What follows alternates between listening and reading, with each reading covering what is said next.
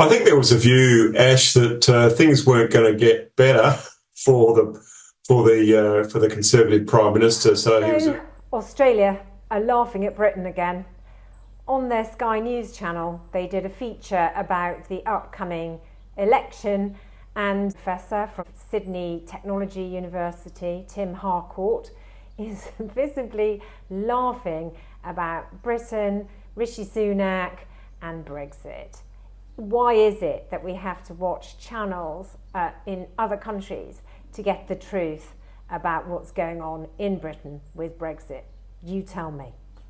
The Prime Minister says King Charles has agreed to formally dissolve Parliament despite an election not needing to be held until late January.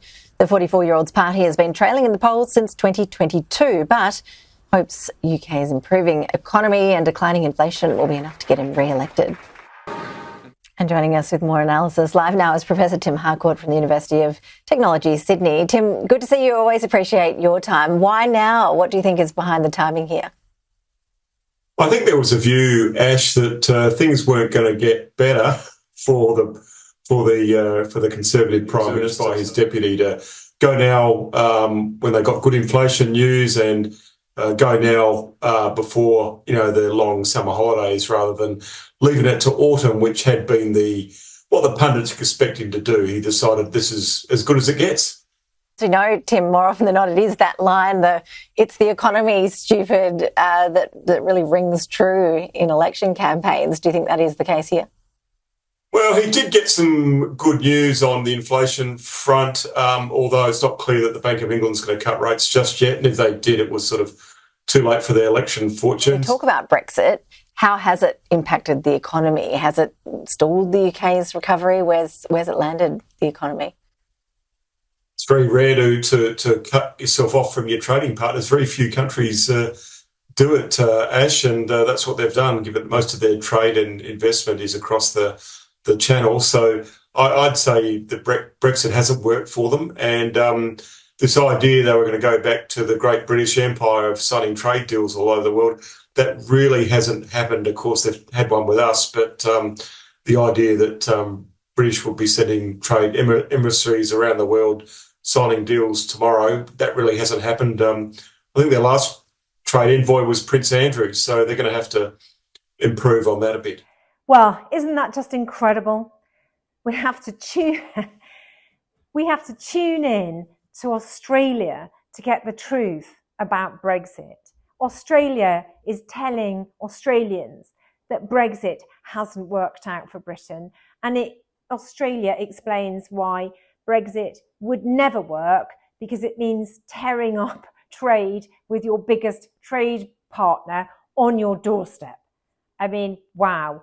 And there they are, holding their heads in their hands, sniggering at us. And here we are in Britain.